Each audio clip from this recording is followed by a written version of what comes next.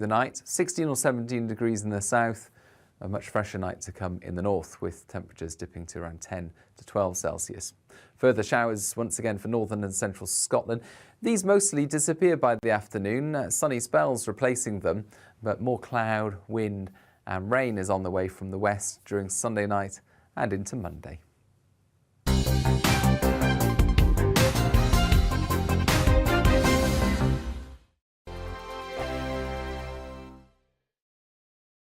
Join my show Farage, 7 p.m. till 8 p.m. Monday through Thursday. And there you will get opinion, analysis, debate, and I'll cover stories that nobody else dares to touch. You've been cancelled. Join the club. Oh my goodness me. And then for the last 15 minutes, talking pints. We're over a drink. We have a civilised conversation with someone. We very often disagree, but we do it in a grown-up way. Come and join me on Farage.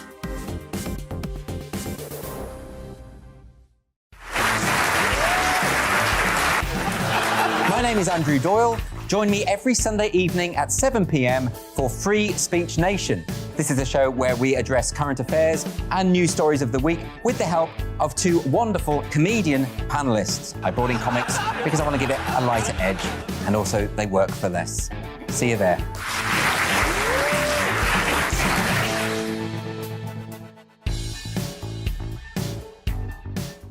Hi there, it's Stephen and Anne. At breakfast from 6 a.m, you'll always be caught up with everything you need to know, the latest headlines, opinions and debates. We'll bring you the good news and the bad, but most of all, we're here for you. Remember, send in your views and let us know what you would like us to talk about. That's because we're your news channel. And every morning at 6 a.m, it's breakfast on GB News. I'm Dan Wootton. Join me Monday to Thursday from 9 to 11 for the feistiest and most fun news debate on TV, where free speech reigns. I'll bring you a sharp take on the day's biggest stories, bombshell newsmaker interviews, and A-list guests. And I guarantee you, no spin, no bias, no censorship, and no reason to go to bed. That's Dan Wootton tonight, Monday to Thursdays from 9 on GB News.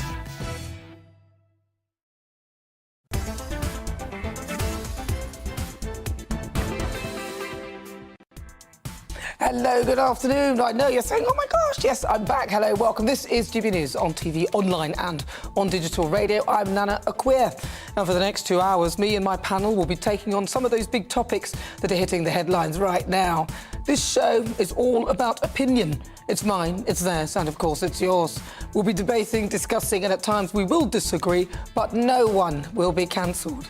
So joining me today is author and broadcaster Christine Hamilton and political editor of the Sunday People, Nigel Nelson. Before we get started, let's get your latest news headlines.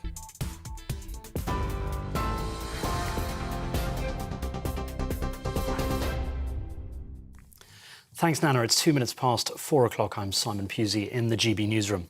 NHS leaders are warning the UK faces a humanitarian crisis this winter unless further action is taken to tackle rising energy bills. In a letter to the government, the NHS Confederation says people will have to choose between skipping meals to heat their homes or living in cold, damp conditions. It warns this could lead to an increase in annual deaths and create further pressure on the health service. The government has promised £400 of support for millions of households, but won't do anything further until the new Prime Minister is in office. Commuters in London are facing travel disruption as public transport workers strike in a long-running dispute over jobs and pensions. The advice is to avoid the tube, which will have little to no services running. Most buses across West and South West London have also been cancelled. Mainland services across the UK have been affected too due to yesterday's strike, and there's further action planned for tomorrow. Transport Secretary Grant Shapps claims union bosses are getting in the way of a deal. I think the simple answer to this would be for the union bosses to actually put the deal that's on the table, which is an 8% pay rise over 2 years, no compulsory redundancies, for example, on Network Rail, and put that to their membership. And I think if they did that, the membership may well accept it. If that doesn't happen, plan B, if you like, is we're going to make sure that we actually get on with these very, very important modernisations, which are holding our railway back. But Labour's Mayor of London, Sadiq Khan, says it's the government that is hindering the negotiations. What I'd say to the RMT is the primary motivator for you going on strike today is your concerns about conditions the government may attach to a funding deal with TfL. We're on the same side here. Nobody wants the government to be attaching unreasonable conditions to our deal. The only reason we need a deal is because of the pandemic. Let's work together with businesses, with other Londoners, to get the best possible deal for London. Today, it's ordinary Londoners, it's commuters, it's businesses who are caught in the crossfire. The government, Grant Shapps, isn't affected at all. Sadiq Khan there. The government has announced it's spending £130 million to keep bus services running across England. It's after Labour mayors warned that bus operators were planning to axe routes unless the government continues its support package after it expires in October. The new funding will cover a 6-month period until March. Cineworld shares have plummeted after reports the cinema chain is preparing to file for bankruptcy within weeks. The Wall Street Journal is reporting that the world's second biggest cinema business has already hired lawyers from Kirkland and Ellis and Alex Partners to advise on the process. Cineworld has declined to comment. A 44-year-old man has appeared at Willesden Magistrates Court charged with the murder of the 87-year-old Thomas O'Halloran. Lee Byer is accused of stabbing Mr O'Halloran to death while he was riding his mobility scooter in the town of Greenford on Tuesday. The elderly man was pronounced dead at the scene. Mr Byer was remanded in custody and will appear at the Old Bailey later this month. A man has been arrested following the abduction and sexual assault of a 6-year-old girl in Greater Manchester. The 23-year-old remains in custody for questioning. Police say the girl was attacked in the Droylsden area on Wednesday. She is now back with her family. A man who killed his wife on their wedding night and put her body into a suitcase has been given a life sentence with a minimum of 21 years. Thomas Nutt killed his partner Dawn Walker and dumped the suitcase in bushes behind their home in Halifax in West Yorkshire last year. Miss Walker's body was found 4 days later. Extremely hot and dry conditions in Europe are causing wildfires to sweep across parts of the continent. In Spain, more than 400 firefighters and 36 aircraft are tackling a blaze in Valencia, which has ravaged 19,000 hectares. The fire has been burning for days. It was dampened by rain on Wednesday, but raged again overnight by strong winds.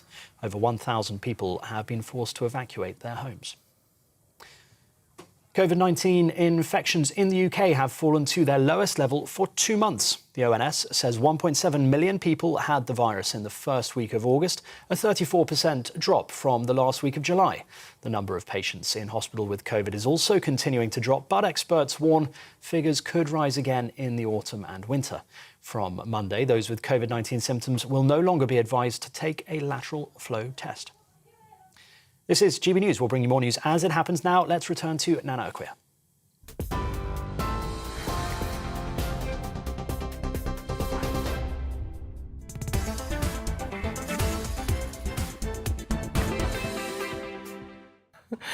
Good afternoon. So it's fast approaching 8 minutes after 4 o'clock. This is GB News on TV, online and on digital radio. We are the People's Channel. I'm Nana Akua. Driverless cars. Cars that use a combination of sensors, cameras, radar and artificial intelligence will apparently be on the roads this time next year. So basically, a robot in control. So you can sit back and let it get on with things. This springs to mind. An innocent young 7-year-old boy playing chess against a robot which thought he moved too soon, so it promptly grabbed his finger and would not let go. The robot had to be prized off with force, but not before breaking the poor boy's finger. It would almost be funny if it didn't have such bad results. This poor lad is probably traumatised for life now. Can you imagine that sort of mindset on a road? It's worse than road rage. It's like politically correct automatic driving rage. And who's going to be able to afford this so-called luxury in any case? Presumably we'll all need to buy a new car, and it will, of course, be electric because that's what they're pushing on us. Cars, coaches and lorries with self-driving features, which will include automatic lane and speed control, will be foisted onto the British public. You'll be allowed to drive on motorways and eventually some A roads in these things. And here's the best bit. Whilst in self-drive mode, the person behind the wheel will be classed as a user in charge and would not legally be held responsible for accidents, careless driving or running red lights. What? You mean a bit like those injured by the COVID vaccine? Victims having to fight for compensation as the manufacturers are absolved of all responsibilities if something goes wrong. And how does that work with car insurance? I don't suppose you'll need it if you won't be held to account under those terms. This also paves the way for journey tracking because, of course, they will know when and where you are going. Paper mile because the roads you are on are obviously tracked, and automatic speed control by the powers that be, which could potentially be initiated. In fact, someone could literally take control of your vehicle and drive you somewhere else. And the person behind this planned rollout? The same smart guy who is spearheading the death trap smart motorways, Grant Shapps, who should really be concentrating on sorting those out and this current transport chaos that we find ourselves in. But he probably won't be in the job by that time, or the time this is planned to come to fruition next year, because he's backing Rishi Sunak. Now, whilst I'm all for progress, at what cost? Yes, on some things I'd probably trust machines more to carry out the task than humans. But here's the thing. Robots lack compassion and empathy. So do we really want to go down this road? Stephen Hawking famously said, "I fear that AI may replace humans altogether. If people design computer viruses, someone will design AI that improves and replicates itself. This will be a new form of life that outperforms humans." He went on to warn, "It will either be the best thing that's ever happened to us, or it'll be the worst thing. And if we're not careful, it may well be the last thing." So would you be happy sharing the road with a driverless car?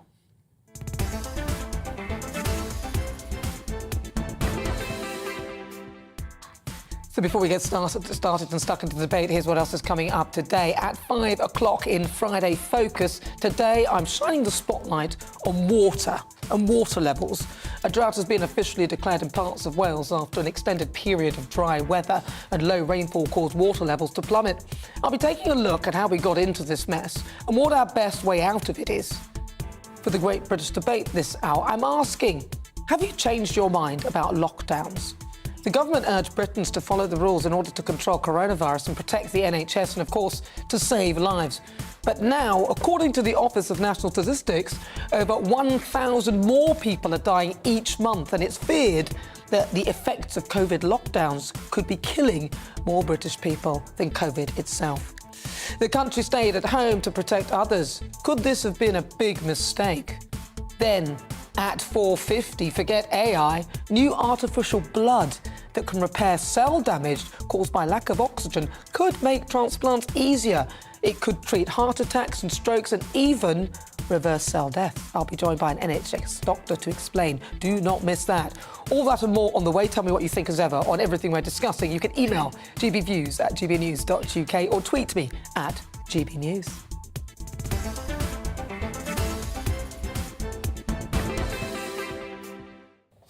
Right, let's get started. Welcome again to my panel, author and broadcaster, and she was choking, you couldn't hear her, Christine Hamilton. Christine, great to see you.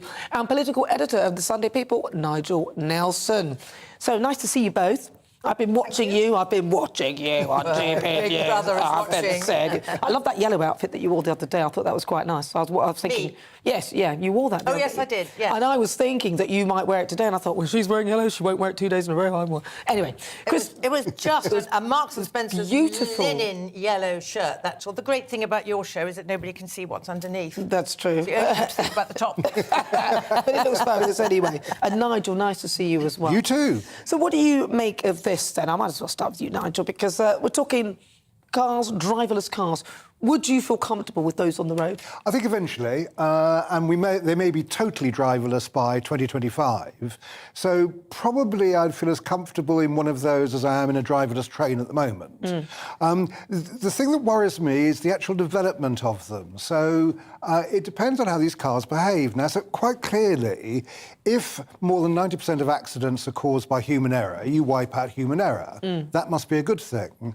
But will the car behave like a human? And some of the manufacturing companies have been hiring moral philosophers to say how the car should be programmed. So, for instance, If we see a child who comes out straight in front of us, we slam on the brakes immediately, or even swerve to avoid that child, even if it means crashing into a tree.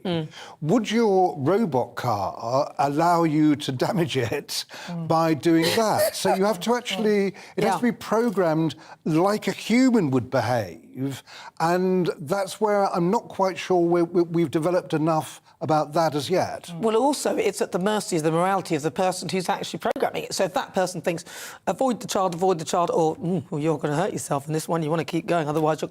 And how will it, if then the child, you avoid the child, but then there's something else in the way, how will it know? How will it have eyes? What you know, this is...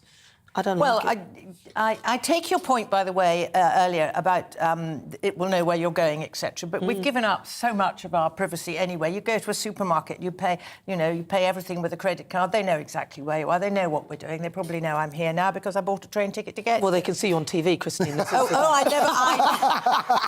never thought of that. Gosh, I understand those fears, but I mean they're bound to come, and I have faith actually that they will iron out this. Do you hit the baby or do you turn into oncoming traffic? They've already got them. They have them in Germany already. In China, they have driverless taxis, and in certain US states, I think it's Florida, Texas, and one or two others, they have driverless cars. So they are there. They're in the world and they're working. But as Nigel said, 98%.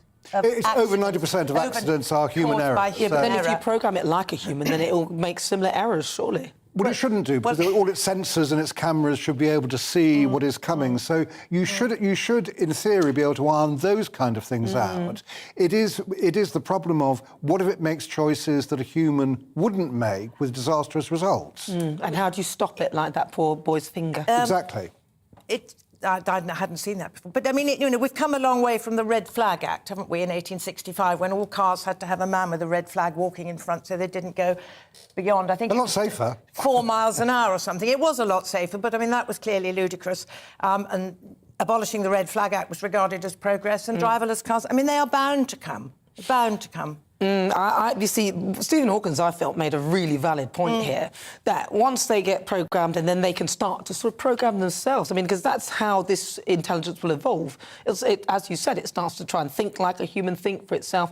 There may well be a line that it can cross where it is able to think beyond us. And as you said, they're more efficient and they're better drivers than us. Then ultimately, in most things, these things will be better than us. And if they do eventually start to think for themselves, which is potentially a possibility, then we are in trouble. Then I'm sure I should be dead long before that. The person who really wants, instead of having driverless cars, wants to have carless drivers, of course, is Sadiq Khan, who wants to drive all cars out of London.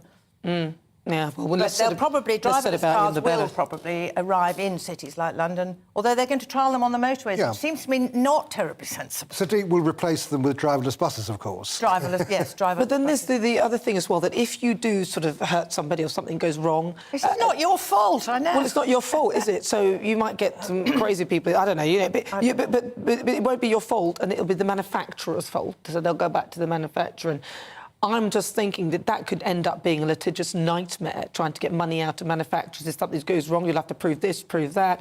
I mean, you've seen, in terms of the COVID vaccine, obviously it's the government that will have to compensate people for the things that went wrong, and the nightmare that a lot of these people are having, even trying to get money out of, after having lost loved ones. But legislation should be able to sort that out, shouldn't it? Well, you would think so, but you would have thought they could have done that with the vaccine, so that's why I'm concerned. But that came in a hurry, didn't it? But they could still... This is taking time for people to receive compensation and things, and it's a big nightmare at the moment, even to prove that it was the vaccine that caused this and that, to prove that it was the car's fault and not your fault, and there might be loopholes in this, so I'm concerned about that. I'm sure there will be, but I am confident that time will actually sort out most of these problems, and I just think it's absolutely inevitable. It's progress. So you'll be quite happy, you see the car, there's no driver, somebody else who could be like... No, I won't be happy at all. Who's driving this thing? And the person goes, look, no hands, and does a little dance. Well, you know know the old trick. Well, I hope no children are watching. The old trick was if you're driving the car, the person in the passenger seat actually drives the car, and you start waving at people as you go by. That spots people. Not to be recommended. No, not to be recommended. Don't do this at home. I can say I've never done that, Christine, frankly. No, nor have I. What a thing. Right, if you just joined me, welcome on board. Good to see you. You're with me. I'm Nana Akua. This is GB News on TV, online and on digital radio. After the break, it is time for our Great British Debate this hour, and I'm asking, have you changed your mind about lockdowns? Now, of course, I was all for lockdowns at the beginning. I thought that's fabulous. You know, we need to stay in, and actually, I began to enjoy it. But the government urged Britons to follow the rules. We all did it, didn't we? We followed the rules. We were all scared, witless. None of us wanted to go out just in case. And this was an idea to sort of protect us from COVID-19 and also to protect the NHS and, as ever, save lives. But that's the thing, isn't it? According to the Office for National Statistics, more than 1,000 people than usual are dying each month, with people fearing the effects of lockdown could actually be the reason. So they could be killing more people than the COVID itself. And with the country sacrificing their lives, day-to-day lives, which I did. I wore my mask, washed my hands, gel my hands, went a bit, OCD on everything to protect others. Could this have all actually been a mistake? Send me your thoughts. I'd love to hear what your view is on that. You can email gbviews@gbnews.uk. You can also tweet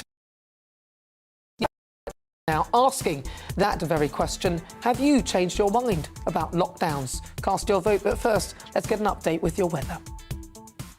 Hi there, I'm Aidan McGibbon. Welcome to the latest weather forecast from the Met Office. Today's showers will ease in many spots overnight, with clear spells replacing them. But in the far northwest, the next area of wind and rain is approaching. It's currently sitting out in the Atlantic, but we're going to see for the rest of the day quite a showery westerly airflow, and with tighter isobars across Scotland, Northern Ireland and Northern England, a blustery breeze here as well.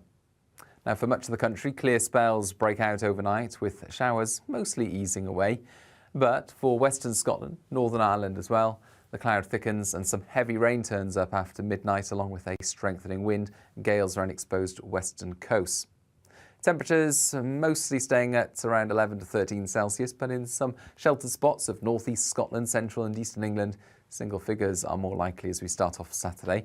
Plenty of sunshine in the south and southeast first thing. The cloud will build, and the early wind and rain across western Scotland, Northern Ireland sweeps across the northern half of the UK to end up in, well, Cumbria, Northumberland by the end of the afternoon. The odd rumble of thunder, quite lively gusts as well. But to the north, cool and with further showers, but sunny spells as well. Highs of 18 to 21 Celsius. To the south, one or two showers about as the cloud fills in, but also many places dry with temperatures in the low to mid-20s. The showers in the north edge south into the Midlands and Wales overnight and come to a halt by dawn on Sunday. For many, clear spells are expected through the night. 16 or 17 degrees in the south, a much fresher night to come in the north, with temperatures dipping to around 10 to 12 Celsius. Further showers once again for northern and central Scotland. These mostly disappear by the afternoon, sunny spells replacing them, but more cloud, wind and rain is on the way from the west during Sunday night and into Monday.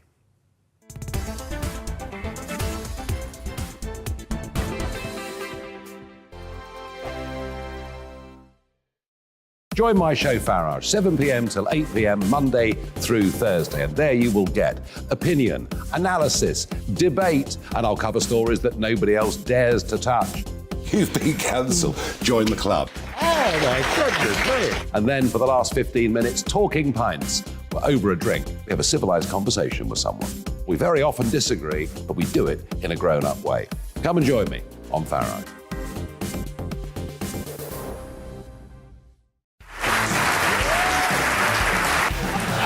My name is Andrew Doyle. Join me every Sunday evening at 7 p.m. for Free Speech Nation. This is a show where we address current affairs and news stories of the week with the help of two wonderful comedian panellists. I brought in comics because I want to give it a lighter edge, and also they work for less. See you there.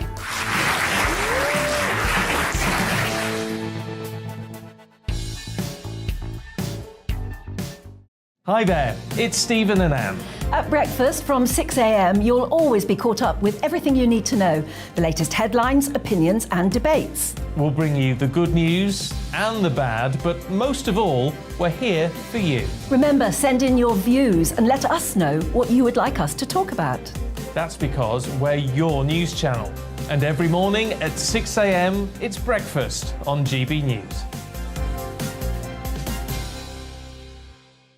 I'm Dan Wootton. Join me Monday to Thursday from 9 to 11 for the feistiest and most fun news debate on TV, where free speech reigns. I'll bring you a sharp take on the day's biggest stories, bombshell newsmaker interviews, and A-list guests. And I guarantee you, no spin, no bias, no censorship, and no reason to go to bed. That's Dan Wootton tonight, Monday to Thursdays from 9 on GB News.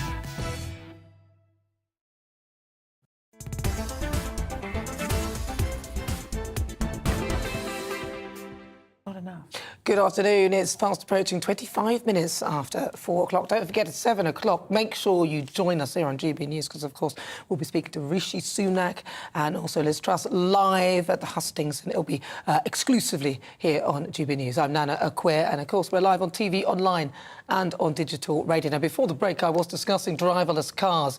Let's have a look at what you've been saying. Angie says, don't worry, Nana, it won't take long for a driverless car to cause an accident. Then they'll be taken off the roads again. Yeah, the thing is, you don't want to be part of that, though, isn't it? John says, I bet they've never been tested with motorbikes. Yet another hazard for us bikers. That is a point, yes. And Peter says, whilst I have no doubt that the software can react instantly, I'm not sure that the hydraulics will be equally as effective. You sound like an expert. What do you know? Thank you very much for getting in touch. Keep your thoughts coming, because they are coming by the sounds of things. And if you've just joined me, welcome. This is GB News. We are the People's Channel, and it is time for the Great British Debate this hour. And I'm asking, have you changed your mind about lockdowns? Now, you could change your mind either way.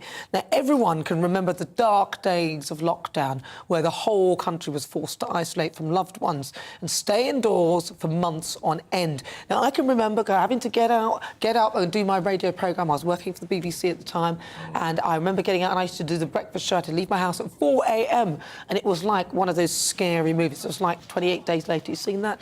It was frightening. There was literally no birds moving. It was very, very eerie.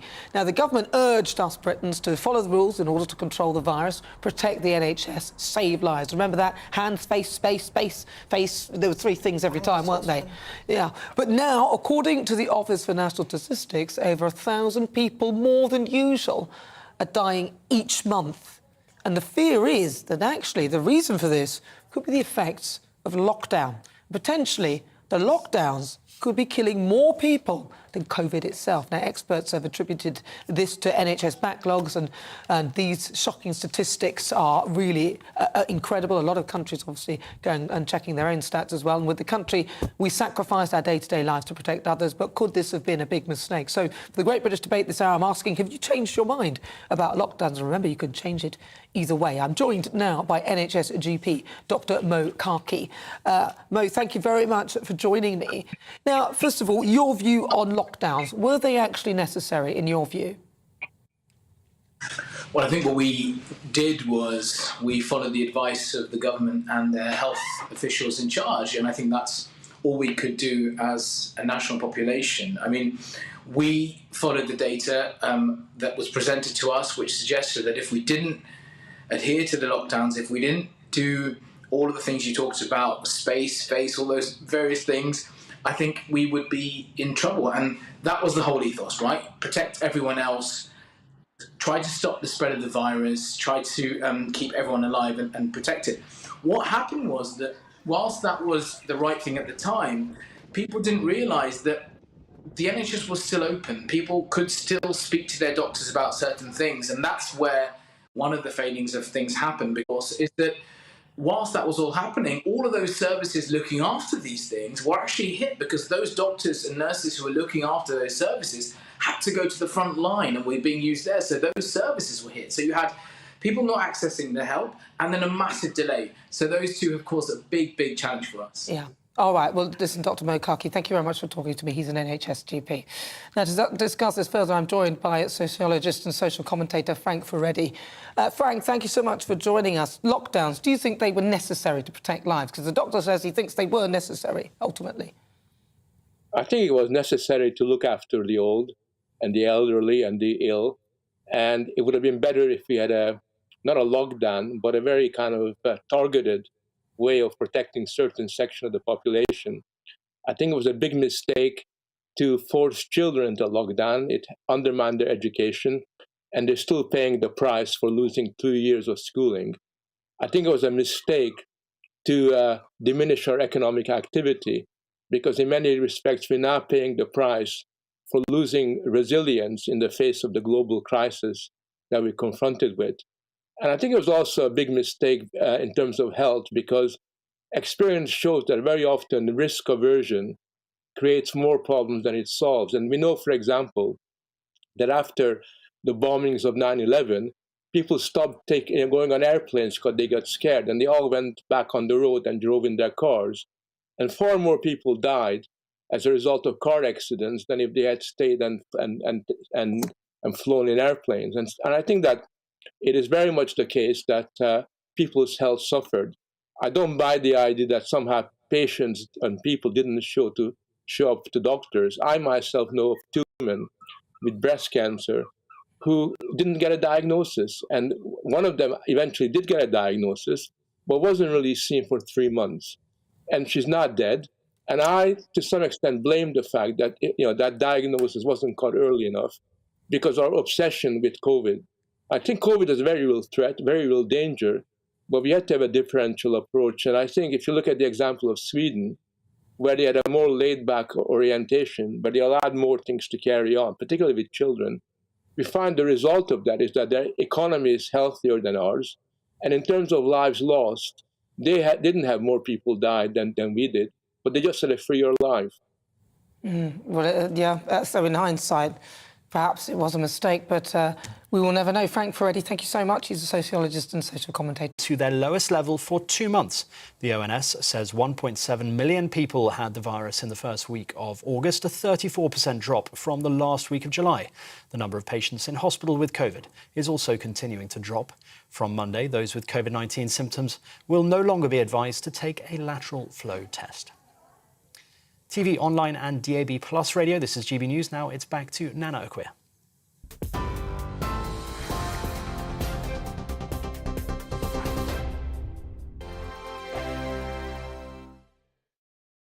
Join my show Farage, 7 p.m. till 8 p.m. Monday through Thursday. And there you will get opinion, analysis, debate, and I'll cover stories that nobody else dares to touch. You've been cancelled. Join the club. Oh my goodness me. And then for the last 15 minutes, talking pints. We're over a drink. We have a civilized conversation with someone. We very often disagree, but we do it in a grown-up way. Come and join me on Farage.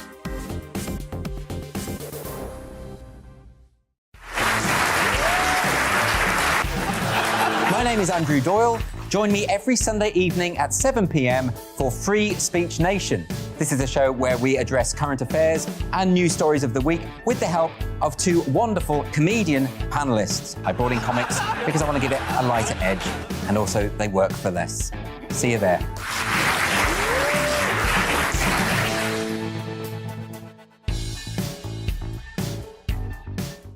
Hi there, it's Stephen and Anne. At breakfast from 6 a.m, you'll always be caught up with everything you need to know, the latest headlines, opinions and debates. We'll bring you the good news and the bad, but most of all, we're here for you. Remember, send in your views and let us know what you would like us to talk about. That's because we're your news channel. And every morning at 6 a.m, it's breakfast on GB News.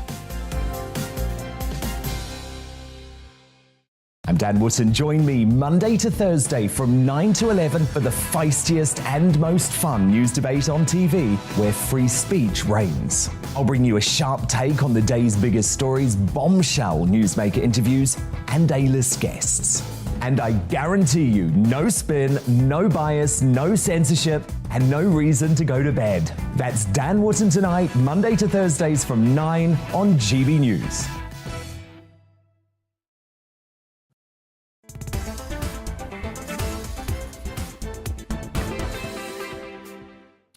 Good afternoon. This is the People's Channel. We are GBNews. I'm Nana Akua. Welcome on board. We're live on TV, online and on digital radio. Now, we return to our Great British Debate this hour, and I'm asking, have you changed your mind about lockdowns? Now, lockdown meant that obviously the whole country, we were forced to isolate from loved ones, so we couldn't go and see people. You had to, there were rules. I mean, there was the 3 tiers, the 4 tiers. We were all in tears, frankly, by the end of it. But a lot of us were forced to isolate from our loved ones. We had to stay indoors for months on end. The government urged Britons to follow the rules in order to control COVID-19. We were protecting the NHS, and of course, we were saving lives. But now, according to some statistics from the ONS, more than 1,000 people than usual are dying each month, with people fearing that the effects could potentially be caused by the lockdown. Now, experts have attributed the backlog for the NHS as one of the reasons for these shocking stats. So for the Great British Debate this hour, I'm asking, have you changed your mind about lockdowns? So joining me today to discuss that, my panel, author and broadcaster Christine Hamilton, and also political editor for the Sunday People, Nigel Nelson. Christine, your thoughts, lockdown. First of all, did you enjoy it? Yes, I quite did, I'm afraid, the first one. And I agreed with, I think his name was Glenn, who said that the first lockdown was necessary. We really did not know what was happening. This pandemic was about to hit us. We simply didn't know. So I think it probably was the first lockdown was the right thing to do. And personally, seeing those Nightingale hospitals and all those beds with no space between any of them, the thought of ending up in one of those for your last dying days would have been horrendous. So I think people were pretty good to start with. But no, I was going to say, luckily nobody went. Nobody went. But I mean, it just went on and on and on. And do you remember Dr. Doom and Dr. Gloom?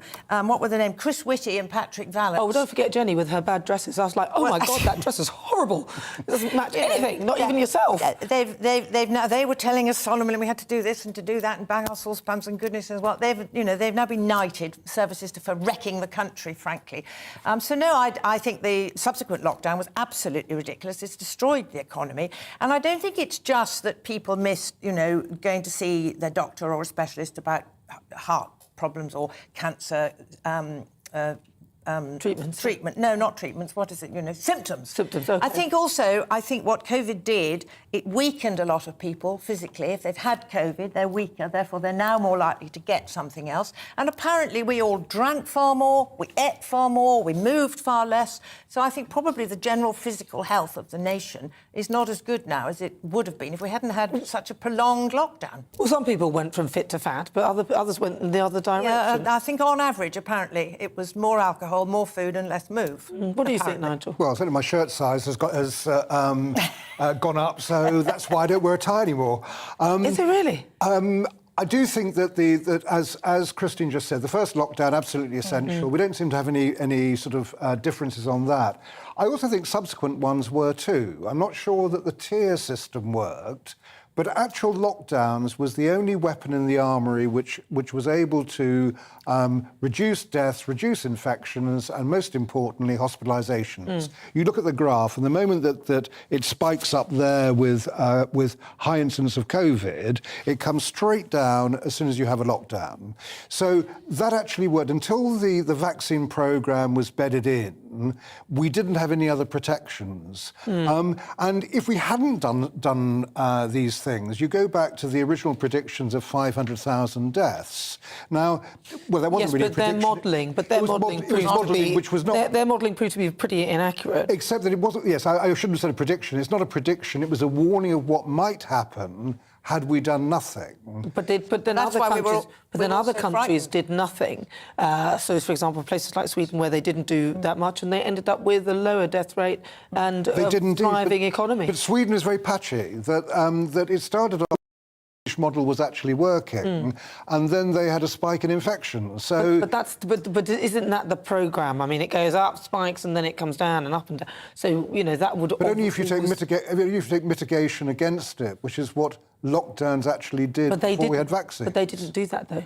that they didn't do that? Not originally, and then it started to go up, and they had to bring in measures to try and stop people mixing. Up until then, people had used their common sense and actually didn't mix, and that's the way that it worked. Well, what about now? That's what we should have What done. about now, though? Because now we're in a situation where we're looking at it and we're seeing that, we've got a record at 6.7 million people waiting for treatment now, 2.5 million patients waiting over 18 weeks. We've got 355,000 roughly patients waiting over a year for treatment. That's 7 times the number waiting over in 2020. So the outcome of this has been a massive backlog and a lot of people dying waiting. Well, and apparently people going for cancer treatment was down by 35% during the first lockdown. Now the obvious result of that is what we're seeing now. I mean, I can understand people think that these COVID deaths are real and they're now, as it were, whereas the deaths that we're now seeing now and the illnesses were in the future and they could be parked. But you see, the government, apparently, in July 2020, there was a Department of Health study which talked about the quality-adjusted life years, the QALYs, and they projected, this is in 2020, July 2020, the government own report projected that there would be far more deaths along the line. Now, there wasn't a great deal of fuss about that. I wasn't aware of reading about it at the time, and I've only learnt about it subsequently. So they knew what was coming down the tracks. Yeah, it sounds to me, it's more like that our organisation was wrong. We didn't, I mean, I'm going to blame Jeremy Hunt for not organising the NHS and not doing any prep for pandemics of this nature. So he has a lot to answer for. But if I look at the whole scenario, it's almost as though we hadn't looked at the end game. So after we've done this, we never appear to look at what happens as a result of it. Well, we were all... Sorry, no. I think that's absolutely right, that there was no pandemic planning, and especially you need planning for the aftermath. Exactly. And this is something that Britain does quite a lot. We go into wars and then think about what we're going to do with the country after the event. The point really about the lockdown issue is that it wasn't so much about deaths or infections or whatever. It was all about the NHS, making sure the NHS did not collapse. And had it become overwhelmed, we wouldn't have an NHS and we would have far more deaths now. Well, I mean, I don't know. I think the NHS is another thing we need to be discussing at some point, because people are actually paying more for the NHS coming out of our taxpayers than you would do if it was a private organisation. But giving the opposite view to Doctors Doom and Gloom, as I call them, you had people like Professor Carol Sikora, who's a cancer expert. He's on GBNews quite a lot. And he was predicting way ago, before the second lockdown, in fact, probably even during the first lockdown, that this would ultimately lead to far more deaths through other things, cancer in particular, which is his speciality. So it's not as though we collectively didn't know it was coming. And yet still the government I didn't really consider it in that way. I thought about it that we're protecting people more and saving the NHS. But I think my problem is that when we've returned back to so-called normal, they're carrying on as though we are in a pandemic. So a lot of people can now no longer see the GPs face-to-face. You try getting an appointment, good luck with that. I know, what's his name, Rishi Sunak was talking about charging people for not making the appointment. Well, you can't get the appointments, not going to an appointment that you can't get. But it's difficult to get an appointment. By the time they organise it, it's 3 to 6 weeks, people waiting 15 hours for an ambulance. I mean, the whole thing is a complete mess, and that can't all be down to lockdown. I think a lot of people are using this lockdown thing as an excuse, and COVID as an excuse for bad management all round. But one of the problems, as well as the catastrophic impact on people's health that the lockdown had, is the impact on the economy. So there's far less money around to pay for more ambulances, more this, more that, more the other.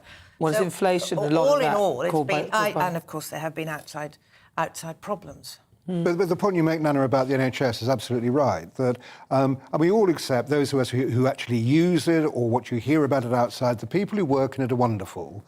The system is completely breaking down, and it's the system that needs to be dealt with. It's the envy of the world. It's not. Nobody copies it. No, it's not the envy of the world. Allegedly. Even my father, who came, he was here, he was sick, he thought he would go and see the doctor here. When he realised when the appointment would be, he got a plane, went back to Ghana, and he's been treated there. Now, when I say the envy of the world, I'm not saying it is the envy, but that is how it was always peddled. The NHS is a wonderful system. I think peddled in this country rather than of broadband. It's peddled here, but nobody wants But to use no our other country has this total free system like we do. They all have some sort of health insurance. Yeah. There's We're some at the sort of bottom. sliding We're at the scale. bottom, and I think when things are supposedly free, which they're not free, by the way, anyone who believes No, that no. is actually needs to look at their wage packet and national insurance contribution and understand that that's how it's being paid for. So you're paying for it. But anybody who looks at that system will realise that it's not really going to work, and we need to change it. But you know, I'd love to see that happen. But as ever, this show's nothing without you and your views. Let's welcome our great British voice on your opportunity to tell us what you really think about the topics that we're discussing. Let's head over to, where should we go? Should we go to Hull? Let's have a chat with, where should we go? Should we go to Hull? Should we go to Hull? Where's Yes, let's go to Hull. Where's my little... Oh, for goodness sake, where's Simon? Oh, Simon, he's gone. Simon, we'll never use you again. No, we're joking, Simon. It's probably not your fault. Simon Kelsey in Hull, hopefully. Perhaps he's upset with me for calling it the most boring place in the UK. Simon! It's never been, Nana. Don't do that to me again. The city of culture, don't forget. You would love it. Yeah. I think you should come down and have a look. Yeah, I don't think so. No, I'm joking. I might do, actually, Simon. It sounds fabulous. Now, so what do you think, then? Lockdowns. Were you pro them at the beginning, and are you against them now, or has your view not changed? Hi there, it's Stephen and Anne. At breakfast from 6 a.m, you'll always be caught up with everything you need to know, the latest headlines, opinions and debates. We'll bring you the good news and the bad, but most of all, we're here for you. Remember, send in your views and let us know what you would like us to talk about. That's because we're your news channel. And every morning at 6 a.m, it's breakfast on GB News. I'm Dan Wootton. Join me Monday to Thursday from 9 to 11 for the feistiest and most fun news debate on TV, where free speech reigns. I'll bring you a sharp take on the day's biggest stories, bombshell newsmaker interviews, and A-list guests. And I guarantee you, no spin, no bias, no censorship, and no reason to go to bed. That's Dan Wootton tonight, Monday to Thursdays from 9 on GB News.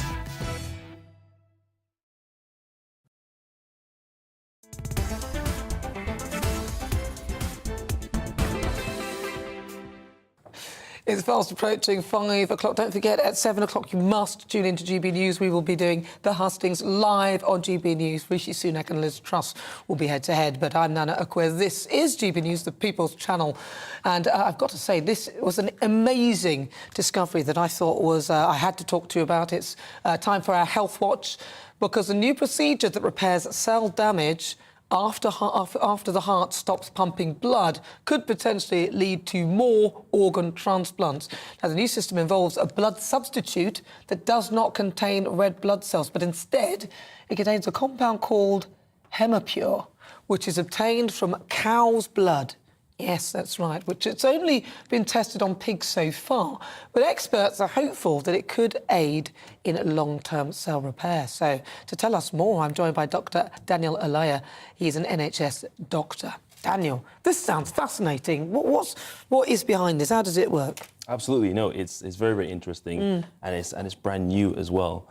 So there's elements of it which are brand new, but the Hemopure itself, that's not actually new. That's been around for about 15, 20 years. It's the research which is exciting. Now, what they did is they took pigs, and after they died for about an hour, they actually ran this Hemopure through the dead carcasses. Yeah. And then they ran this alongside what we call ECMO, which is the latest, most amazing sort of medical treatment we have to restore sort of oxygen and take away the waste products from dying people.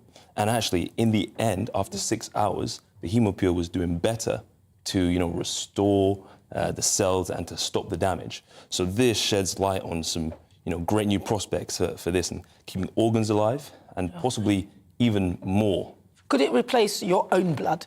So say you, instead of transfusing blood from lots of different, different blood sources or whatever, you could actually use this instead. Could it actually be blood in the end? So this is very, very controversial. This is very controversial, and, we don't know all the answers yet, but it does the job very, very well. What's the job of blood is to carry oxygen to the cells. Oxyhemoglobin. Okay, that's very, very good. That was quite it's a science lesson. There we go. But the main job of blood is to carry oxygen, and this does that actually 7 times better, more efficiently then blood. Now, this is very, very experimental, but that's, what's actually So quoted. there is a potential for this to be used if people have blood... What if someone has a blood disorder or blood condition or some sort of blood cancer?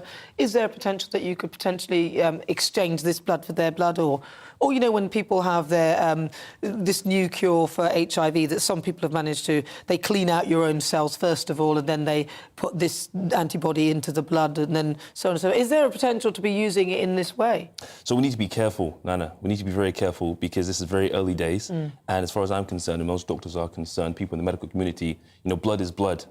And you can only substitute that, with other things, but blood is blood. Blood is the best thing to replace blood with, right? But this stuff is, what do you say, 7 times more oxyhemoglobin around the body and everything? That sounds... Oxygen, so it carries oxygen sort of 7 times better, more efficiently than blood. But blood does a lot more than that. Yeah. And that's where, things, get a little bit iffy.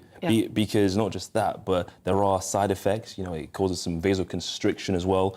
It might cause some damage as well. And that's why we're not using it everywhere. That's why it's very, very experimental. There's only one place in the world where they use it, and that's South Africa. And that's very different to They use to it here. in South Africa? Yes, yeah. So it's licensed. Doing what in South Africa? Is it to keep organs alive, or...? So in humans, to... They use it in humans in South Africa already? In South Africa. But that's the only place they use it. And obviously, theirs very different to us. They have different resource and they have a different stretch on their system, their health system, of course. But, the answers aren't all out there, and we need to be very careful, and we can't jump the gun. There's a lot more research which needs to be done. But this is very exciting. It's very exciting. Well, it's interesting, the fact that we're starting to use artificial things instead of the human tissues and things like that. That means there's a potential to help more people. Dr. Daniel Elias, thank you so much. Thank you. Lovely to talk to you again. Wow, artificial blood. It could be a thing, but it is still very experimental. You're watching on and listening to me. I'm Nana Akua. This is GB News. More after 5 o'clock.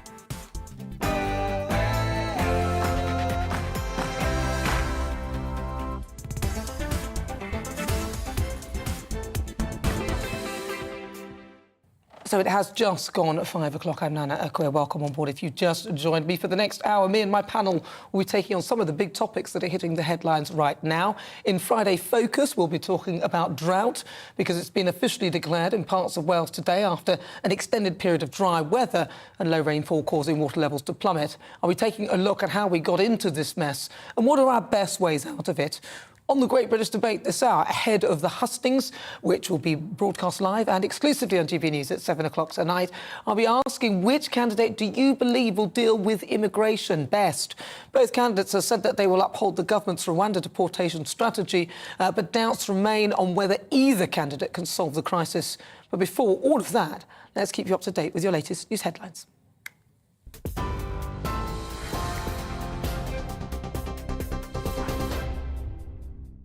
Thanks, Nana. It's 2 minutes past 5 o'clock. I'm Simon Pusey in the GB newsroom. We start with some breaking news, and El Shafi El Sheikh has been jailed for life in the US for his role in the hostage murder scheme carried out by a British Islamic terror cell. The jihadist, who grew up in London, is accused of being one of a gang of 4 militants nicknamed the Beatles, who were members of the so-called Islamic State. And we'll bring you more news on that as we get it. NHS leaders are warning the UK faces a humanitarian crisis this winter unless further action is taken to tackle rising energy bills. In a letter to the government, the NHS Confederation says people will have to choose between skipping meals to heat their homes or living in cold, damp conditions. It warns this could lead to an increase in annual deaths and create further pressure on the health service. The government has promised £400 for support for millions of households, but won't do anything until the new Prime Minister is in office. Commuters in London are facing travel disruption as public transport workers strike in a long-running dispute over jobs and pensions. The advice is to avoid the tube, which will have little or no services running. Most buses across West and South West London are also cancelled. Mainland services across the UK have been affected too, due to yesterday's strike, and there's further action planned for tomorrow. Transport Secretary Grant Shapps claims union bosses are getting in the way of a deal. I think the simple answer to this would be for the union bosses to actually put the deal that's on the table, which is an 8% pay rise over 2 years, no compulsory redundancies, for example, on Network Rail, and put that to their membership. And I think if they did that, the membership may well accept it. If that doesn't happen, plan B, if you like, is we're going to make sure that we with these very, very important modernisations, which are holding our railway back. Grant Shapps there, but Labour's Mayor of London, Sadiq Khan, says it's the government that is hindering negotiations. What I'd say to the RMT is the primary motivator for you going on strike today is your concerns about conditions the government may attach to a funding deal with a TfL. We're on the same side here. Nobody wants the government to be attaching unreasonable conditions to our deal. The only reason we need a deal is because of the pandemic. Let's work together with businesses, with other Londoners, to get the best possible deal for London. Today, it's ordinary Londoners, it's commuters, it's businesses who are caught in the crossfire. The government, Grant Shapps, isn't affected at all. Sadiq Khan there. The government has announced it's spending £130 million to keep bus services running across England. It's after Labour mayors warned that bus operators were planning to axe routes unless the government continued its support package after it expired in October. The new funding will cover a 6-month period until March. Cineworld shares have plummeted after reports the cinema chain is preparing to file for bankruptcy within weeks. The Wall Street Journal is reporting that the world's second biggest cinema business has hired lawyers from Kirkland & Ellis and Alex Partners to advise on the process. Cineworld has declined to comment. A 44-year-old man has appeared at Williston Magistrates Court charged with the murder of 87-year-old Thomas O'Halloran. Lee Byer is accused of stabbing Mr O'Halloran to death while he was riding his mobility scooter in the town of Greenford on Tuesday. The elderly man was pronounced dead at the scene. Mr Byer was remanded in custody and will appear at the Old Bailey later this month. Russia is warning ongoing shelling close to Ukraine's Zaporizhzhia nuclear power plant could result in a large-scale disaster. The French President Emmanuel Macron held a phone call with his Russian counterpart Vladimir Putin over safety concerns at the power plant. The Kremlin blamed Ukraine for recent shelling, while Kyiv levelled the same accusation at Russia. Moscow have also agreed to allow the International Atomic Energy Agency to visit and inspect the site. Extremely hot and dry conditions in Europe are causing wildfires to sweep across parts of the continent. In Spain, more than 400 firefighters and 36 aircraft are tackling a blaze in Valencia, which has ravaged 19,000 hectares. The fire has been burning for days. It was dampened by rain on Wednesday, but raged again overnight by strong winds. Over 1,000 people have been forced to evacuate their homes. Some more breaking news now, and in the last couple of minutes, police in Sweden say they've cordoned off part of a shopping centre in the city of Malmö after a shooting incident. In a statement, they said police are at the scene with their resources and the location has been cordoned off, and we'll bring you more news on that story too as we get it. Well, that's just about it from us. This is GB News. We'll bring you more news as it happens now. It's back to Nana Akua.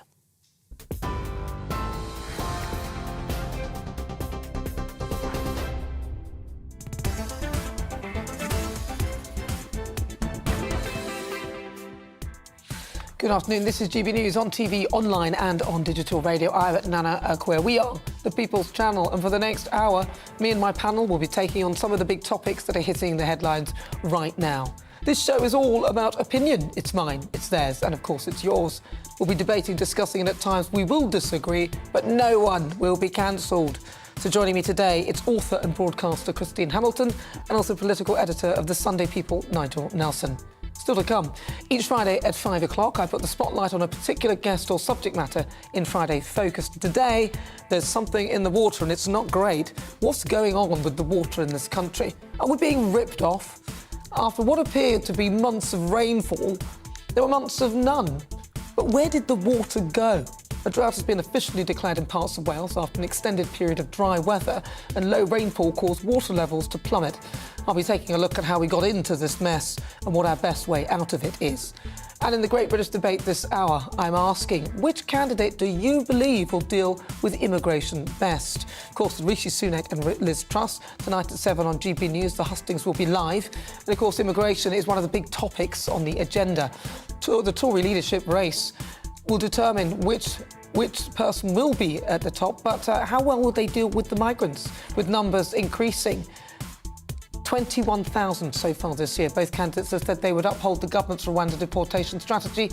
Doubts remain on whether each candidate, or whether either candidate, will solve the crisis. What do you think? Who do you think will deal with it best? Who do you believe? Email me, gbviews@gbnews.uk, or tweet me at gbnews.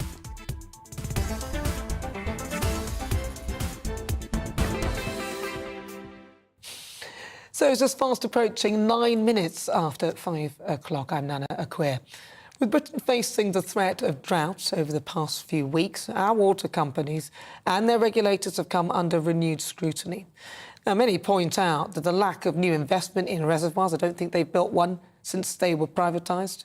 Pollution allegations, you've seen the sewage being released at ridiculous volumes, and mass leaks, billions of litres each day. And company bosses appear to be taking large profits. And this problem hasn't been fixed. There was even the suggestion of imprisonment at one point. So what should be done? Renationalisation? That has been suggested. But will more government involvement improve things? What should we do? How can we fix the water system? To discuss this further, Harry Cowan, the CEO of a desalination plant in the UK, joins me now, Power and Water. Harry, we'll talk to you as well. But first, I want to have a chat because I'm joined by the Professor of Resource Economics and Policy, Chad Staton, and the Head of Public Policy at the Institute of Economic Affairs and the lead campaigner for We Own It, John Bosco Nrongo. Let's see, there you go. There's one third person who's not on my thing. Let's see, that must be Matthew Lesh. Matthew, thank you very much for joining me as well. He's the Head of Public Policy Institute and Economic Affairs. Well, I'm actually going to start with you, Matthew, then. Matthew, talk to me about what's going on. What does nationalisation or water renationalisation mean? Because a lot of people are saying the problem is that if we nationalise things, then it will get better. So what is actually going on with the water? Look, it's truly laughable to claim that renationalising water could magically fix all our problems. We should actually start by scrutinising what the situation was like prior to privatisation, which is that there was significant underinvestment in the system. Now, since privatisation, we've seen water leakage down by 1/3. We've seen customer service quality improve. The customers are now 5 times less likely to suffer from supply interruptions, 8 times less likely to suffer from sewer flooding. At the same time, the companies have ensured that prices haven't gone up. In fact, in real terms, water prices have gone down. Now, not everything is obviously perfect about the water situation in the UK, but I think we have to acknowledge that the status quo is not necessarily terrible, and nationalising it won't help it. If we nationalise the water companies, what will happen is water will have to compete with all the other government's priorities. Have to compete with education, with healthcare, with funding the national debt, all sorts of different things. And the historical result of that has been massive underinvestment. That's the situation still today in Northern Ireland, where the water system is nationalised and there's been consistent issues of underinvestment there. So let's not pretend that nationalisation is a solution to anything when it comes to the water debate. What about this then? I'm going to speak to Professor Chad. You're the Professor for Resource Economics and Policy. He said that renationalisation isn't really going to achieve much, and we're deluded if we think that's going to help. What's your view on that? Well, I would say that that's broadly correct. What we've managed in privatising the England and Wales water system is bringing private investment into the provision of water services under relatively heavy government regulation, economic regulation, environmental regulation, and water quality regulation. So in a way, we're having our cake and eating it too. We've privatized the industry and brought lots of private sector investment into the water industry since 1990, but we've done it in conditions of significant government regulatory control.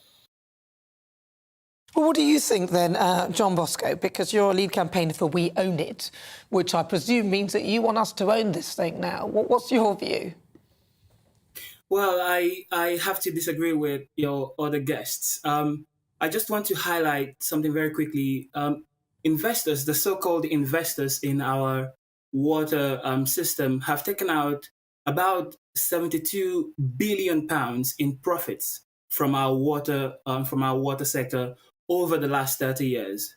And of course, we know that they have also loaded up those water companies with about £50 billion in debt.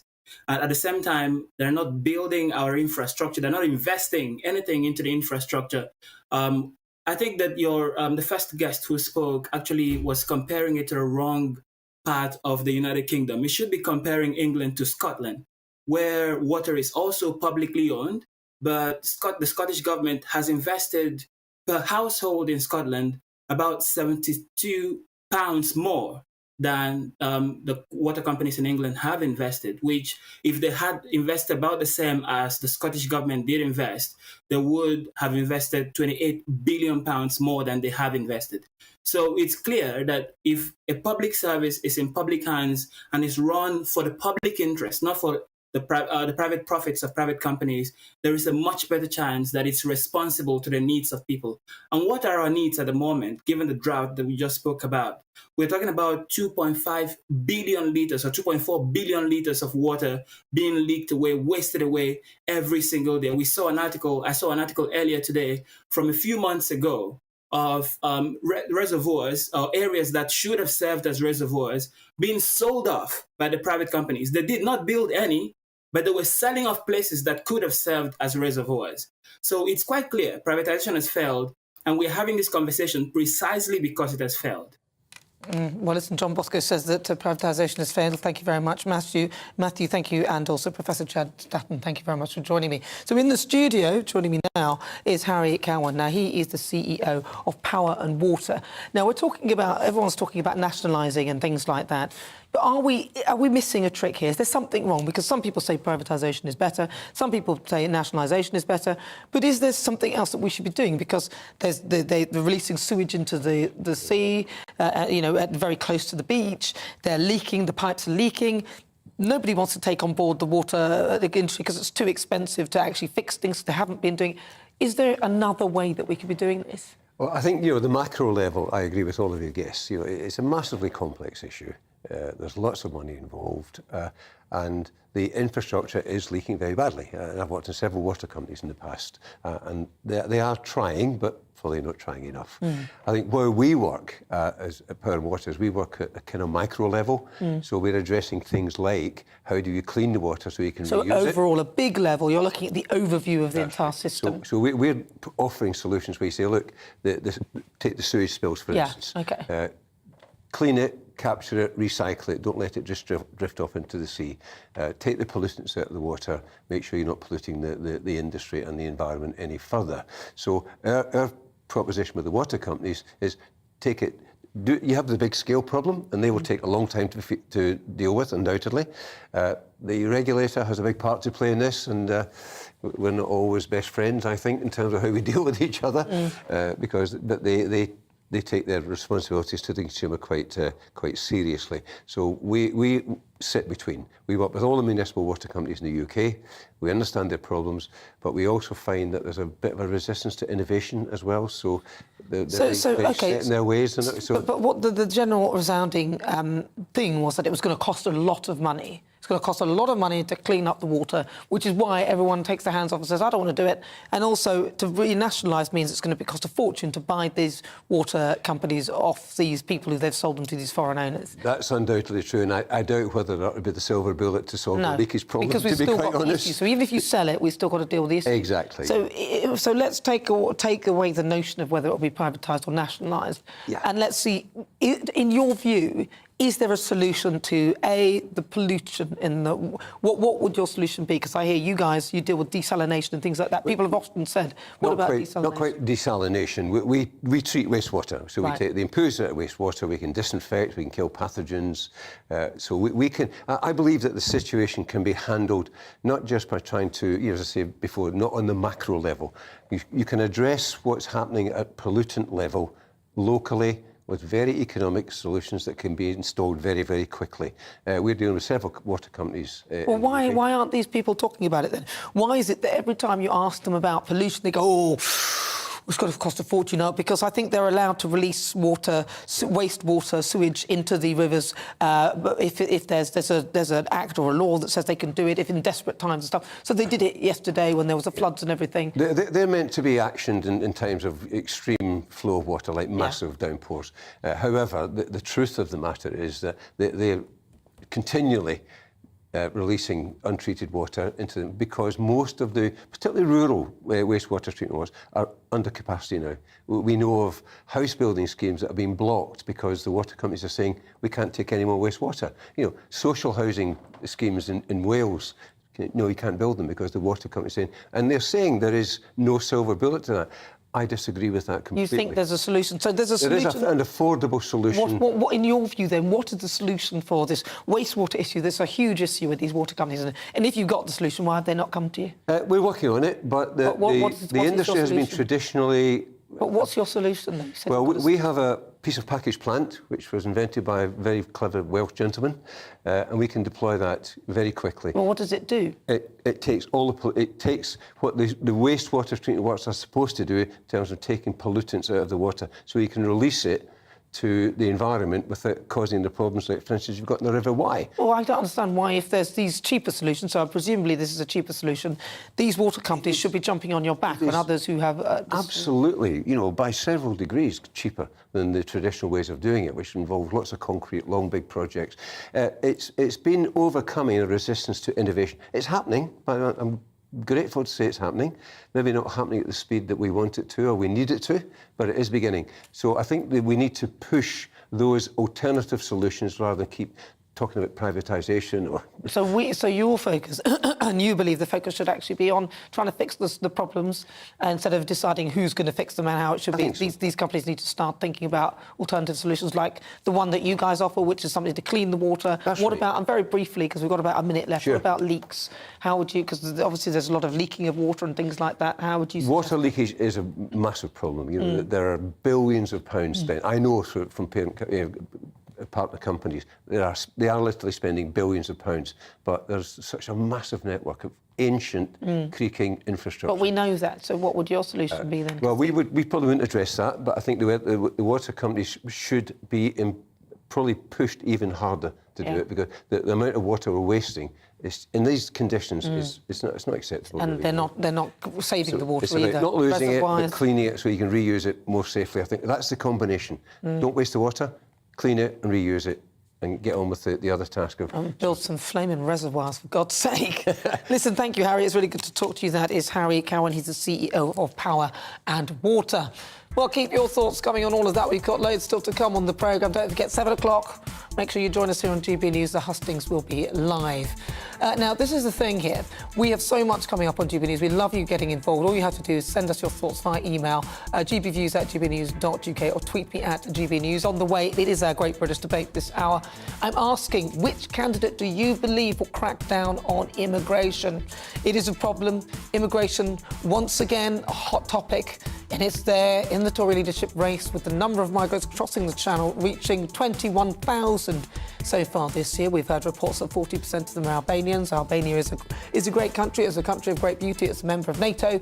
There is no war there. But both candidates have said that they will uphold the government's Rwanda deportation strategy, but doubt remains on whether either candidate can solve the crisis. But first, let's get an update. Your weather is on the way.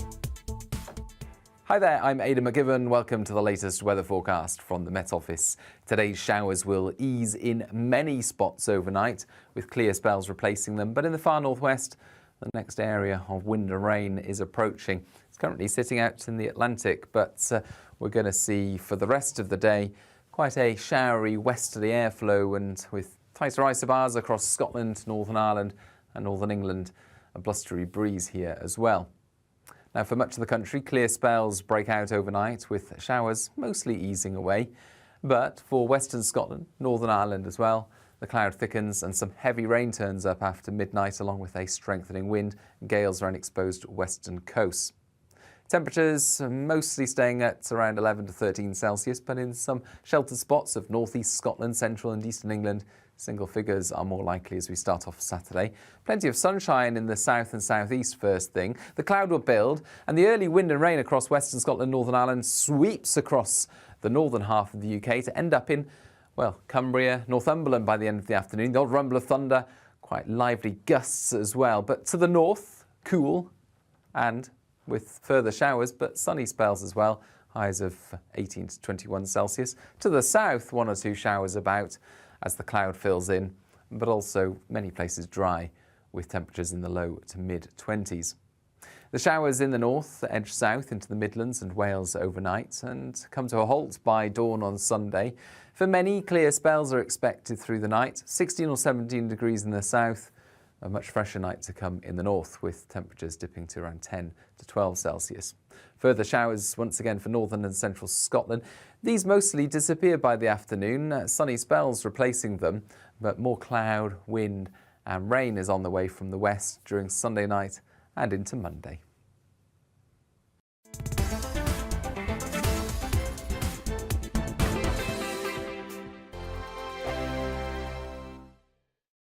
Join my show Farage, 7 p.m. till 8 p.m. Monday through Thursday. And there you will get opinion, analysis, debate, and I'll cover stories that nobody else dares to touch. You've been cancelled. Join the club. Oh my goodness me. And then for the last 15 minutes, talking pints. We're over a drink. We have a civilised conversation with someone. We very often disagree, but we do it in a grown-up way. Come and join me on Farage.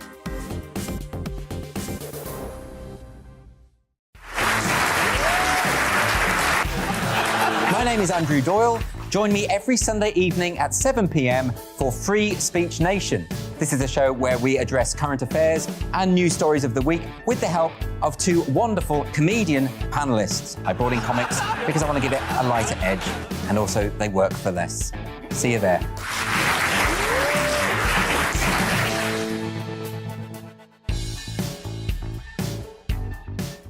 Hi there, it's Stephen and Anne. At breakfast from 6 a.m, you'll always be caught up with everything you need to know, the latest headlines, opinions and debates. We'll bring you the good news and the bad, but most of all, we're here for you. Remember, send in your views and let us know what you would like us to talk about. That's because we're your news channel. And every morning at 6 a.m, it's breakfast on GB News. I'm Dan Wootton. Join me Monday to Thursday from 9 to 11 for the feistiest and most fun news debate on TV, where free speech reigns. I'll bring you a sharp take on the day's biggest stories, bombshell newsmaker interviews, and A-list guests. And I guarantee you, no spin, no bias, no censorship, and no reason to go to bed. That's Dan Wootton tonight, Monday to Thursdays from 9 on GB News.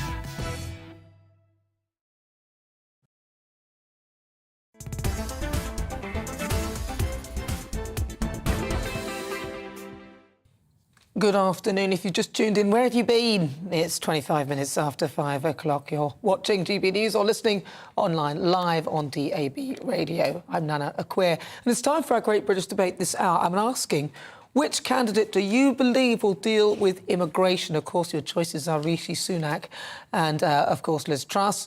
Immigration, of course, is once again a hot topic. And a lot of people are wondering how these candidates are going to tackle the numbers of crossing the channel. It's already reached 21,000 so far this year. Frontrunner Liz Truss has pledged an expansion of the border force, whilst Rishi Sunak has promised a cap on refugee numbers. Both candidates have said that they will uphold the government's Rwanda deportation strategy, but doubts remain on whether either candidate can actually solve the crisis. So for the Great British Debate this hour, I'm asking, which candidate do you actually believe will deal with this problem? Well, I'm joined now by Stephen Wolfe, Director of the Centre for Migration and Economic Prosperity. Stephen, what have the candidates said so far, then, on immigration? Well, there's been a very big distinct difference between the approach to immigration from both Rishi Sunak and Liz Truss. First of all, Rishi Sunak produced a 10-point immigration plan, which was very comprehensive. It had some really interesting points for people like myself who've been monitoring immigration for a long time. He said he wanted to reform the broken immigration laws, which primarily meant reforming the ECHR, in particular Section 38. He wanted to give Parliament control over the numbers of refugees. He wanted to incentivise the Home Office staff, for example, to get through the asylum process much quicker, and of course support Rwanda and create a new government small boats policy, and 5 others to go with that. His advisors really looked at the issue, and that's something that we should welcome. But what I think is of deep concern is that each one of those 10 points lacked any real meat on the bones, and it gave me a flavour that they were simply stating things that they wanted people to hear without any real issues of how to solve it. Liz Truss, on the other hand, didn't produce any major plans. She simply said she will try and reform the ECHR in Britain's best interests. She wanted to have a support of the Rwanda plan and, of course, extend the numbers on border force. These are pretty weak, and I would say that if you were looking at the policy and thinking about it, Rishi Sunak has certainly provided more, but the determination, particularly in relation to ECHR, lands in Liz Truss's hands. It's obviously, she's Foreign Secretary, isn't she?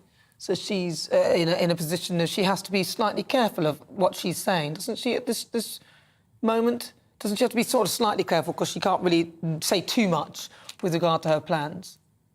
I think she's being very guarded. It might well because she is Foreign Secretary, and one of the key points that she's got to deal with is that when you look at the government departments, the Foreign Office and the Treasury are the two biggest departments that are opposing control of mass migration into the country. The Foreign Office, because they don't want to get into conflict with countries like France, where we do have clear laws called the Law of the Sea, or SOLAS, that enables us to turn back boats and put them back on French soil. But they won't do so because they don't want an international incident with the French. Similarly, the Treasury believe in this idea that the more people that you bring into Britain, let's just open the door, bring in mass numbers, it improves GDP. But there are plenty of economists out there say that this is damaging because the real figures you should be looking at is GNP. And so she does have to be careful, but it doesn't mean that she can't send the right signal. What's GNP? Because GDP everyone's heard of. Gross national product. So you have a different element of economics there. The one that says it's just for the wealth of the nation, and one is one that looks more personally towards individuals. And there are those who say that the more people you put in, it costs us more, and it really does have a detrimental effect, particularly those on lower wages, lower incomes, and now Middle England as well.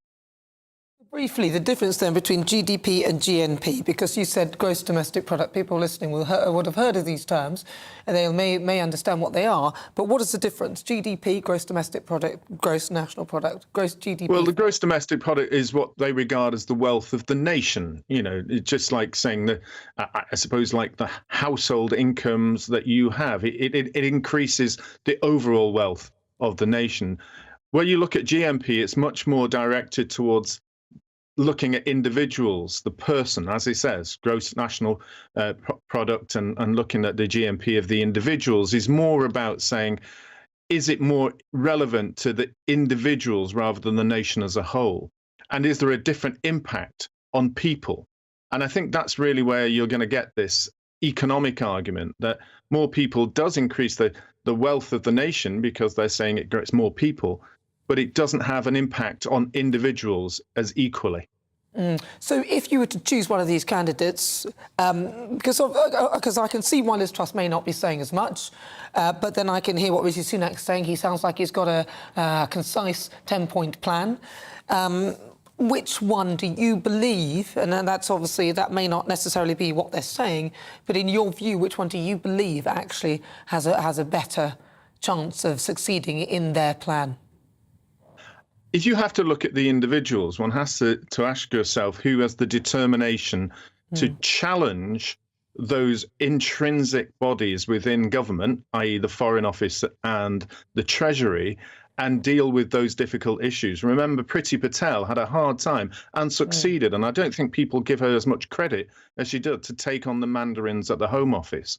And what you can see with Liz Truss is that she has consistently challenged people over the Northern Ireland Protocol and taken on the European Union. And I think that's a very important point for her to say that she's done this before, therefore she has the strength and character, and her team believe that she has, to take on intrinsic vested interests.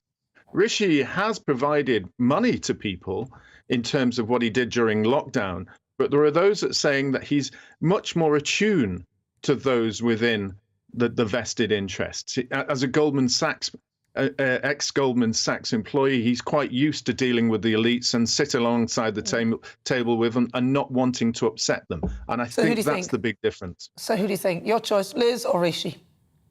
I think if you're looking at strength of character, you'd go for Liz. And I think that's where most people believe is going to be stronger on the immigration issue.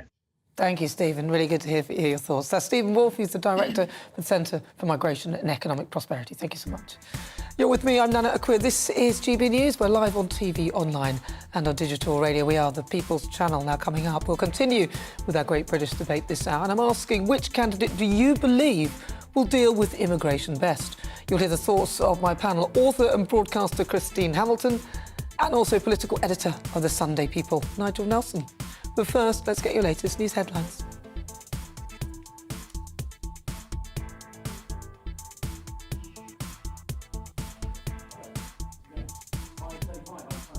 The GB newsroom. El Shafi El Sheikh has been jailed for life in the US for his role in the murder of American hostages in Syria carried out by a British Islamic terror cell. The jihadist, who grew up in London, is accused of being one of a gang of 4 militants nicknamed the Beatles, who are members of the so-called Islamic State. Mother of one of the victims, Diane Foley, spoke after the sentencing. The James W. Foley Legacy Foundation welcomes this life sentence for El Shafi El Sheikh. In order to deter violent crimes like international kidnapping and torture of American citizens, we must have accountability. We must have justice. And with today's verdict, we finally have a bit of justice. James Foley's mother speaking there. Former Manchester United manager Sir Alex Ferguson has told the Ryan Giggs trial that the ex-footballer had a fantastic temperament. Sir Alex spoke about his relationship at the club with Mr Giggs, who is on trial charged with assaulting his ex-girlfriend Kate Greville and her sister. The ex-Manchester United player denies the charges against him.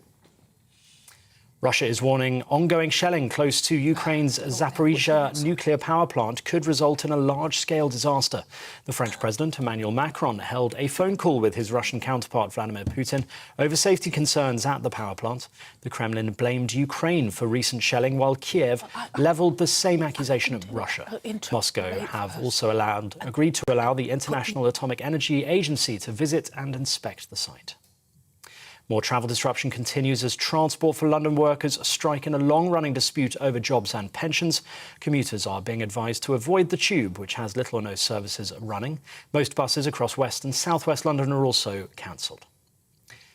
TV, online and DAB Plus radio. This is GB News. Now it's back to Nana Akua.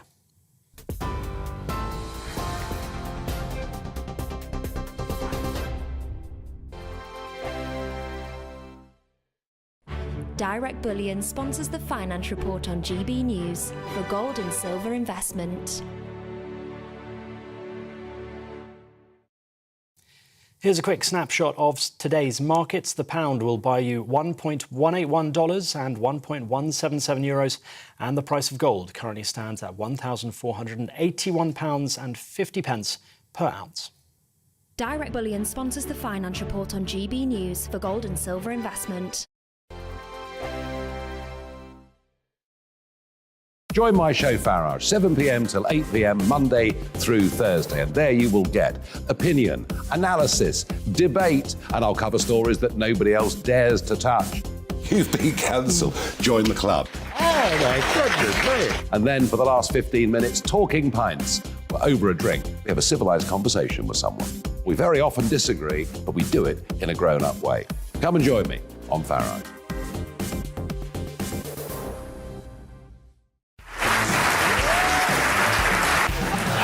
My name is Andrew Doyle. Join me every Sunday evening at 7 p.m. for Free Speech Nation. This is a show where we address current affairs and news stories of the week with the help of two wonderful comedian panellists. I brought in comics because I want to give it a lighter edge, and also they work for less. See you there.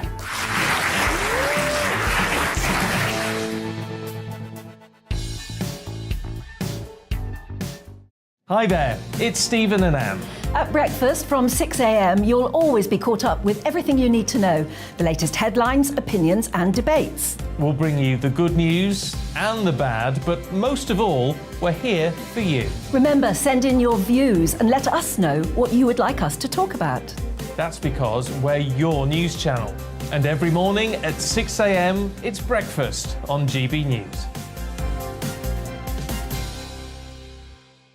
I'm Dan Wootton. Join me Monday to Thursday from 9 to 11 for the feistiest and most fun news debate on TV, where free speech reigns. I'll bring you a sharp take on the day's biggest stories, bombshell newsmaker interviews, and A-list guests. And I guarantee you, no spin, no bias, no censorship, and no reason to go to bed. That's Dan Wootton tonight, Monday to Thursdays from 9 on GB News.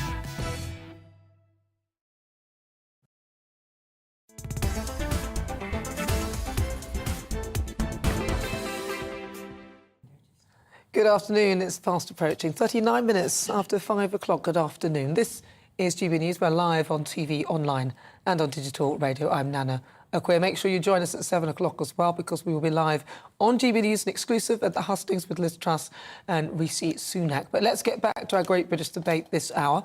I'm asking, which candidate do you believe will deal with immigration best? Now, immigration, obviously a hot topic, and it's an ongoing one in the leadership race. The number of migrants crossing the Channel has now reached 21,000 so far this year. So where are we? We're in August, towards the end of August, which is quite a lot, because it's at least 3 times more than it was, I think, in previous years.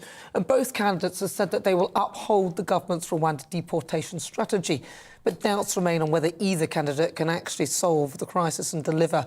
So for the Great British Debate this hour, I'm asking, which candidate do you believe will actually deal with immigration? Let's see what my panel make of that. I'm joined by author and broadcaster Christine Hamilton, and also political editor of the Sunday People, Nigel Nelson.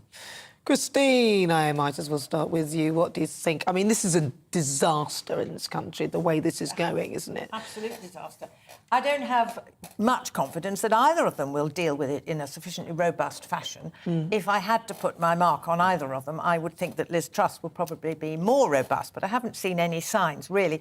I mean, it is unbelievable that we're allowing this flood of people to come in the whole time. Why aren't we more robust? Why don't we take the approach, for example, that Tony Abbott, the Australian Prime Minister, took? He turned the boats round, sent them back off to Indonesia with just enough petrol, give them a push, enough petrol to get to the Indonesian shore, but not to get back to Australia. We've got to start taking really firm measures like that. And we've now got all these Albanians coming in. Albania is a perfectly peaceful country. I don't think they've had any upset for 20, 25 years or something. What the hell are we doing? And they're all young men. Where are the old women? Where are the children? Where are all these people if they're really refugees? They're not. They're all young economic migrants. And they all arrive, apparently, armed to the teeth with how to milk the British legal system. They know exactly what to do, where to go, what to apply for.